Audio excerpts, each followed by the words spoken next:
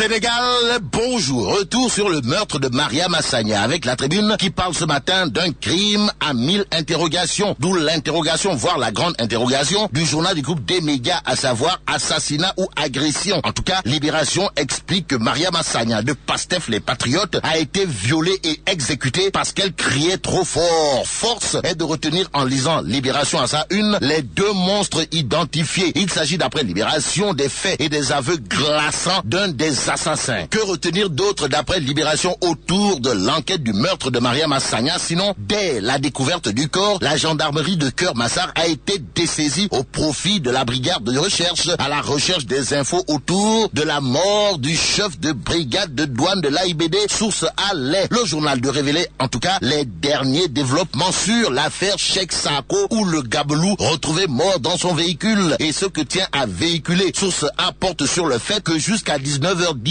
hier, les gendarmes n'avaient pas encore procédé à la moindre garde à vue. Au vu de la situation, Source A souligne que l'ex-épouse de feu Cheikh Sako a déjà déposé une plainte parce qu'étant très affectée par les accusations de tueuse portées contre elle. En attendant, intéressons-nous à Vox Populi qui parle d'un réveil matinal brutal et douloureux à Thiès. Il est question d'après Vox Populi d'une dame et d'un homme retrouvés pendus. En effet, Bousso Fall où la dame en question a été découverte à 7h du matin, morte sur la terrasse de sa maison à Thiali, indique Vox Populi. Le journal de revenir sur le cas Antoine Diouf qui s'est également suicidé à 7h du matin à Silma. À Yembel, la Tribune nous informe qu'un enfant de 14 ans tue froidement un enfant de 15 ans. Les Échos de nous expliquer que l'événement en question est parti d'une partie de baby-foot à Yembel à Sekna. Bon, l'adolescent de 14 ans qui tue son compagnon de jeu de 15 ans, les Échos de nous livrer que le meurtrier voulait arbitrer la deuxième partie du baby-foot, mais la victime a refusé. Le niet catégorique du syndicat des travailleurs de la justice à la une du quotidien Le Quotidien. Au journal de nous informer que le site Juste a totalement, voire complètement paralysé Thémis, conséquence du Niartou. En question, les usagers condamnés révèlent Le Quotidien. Le journal de noter qu'il est désormais impossible de chez impossible d'obtenir un quelconque document de justice. Justice toujours, Sud Quotidien révèle les justiciables livrés à leur sort. Et ce n'est pas demain la veille car Sud Quotidien nous apprend que les travailleurs de la justice décrètent encore 72 heures. L'heure de la révolution a sonné si on en croit la Tribune. Le journal du groupe des médias nous informe que l'opposition retourne à Washington. Pourquoi faire? En tout cas, la Tribune annonce une autre manifestation devant le ministère de l'Intérieur. Et là,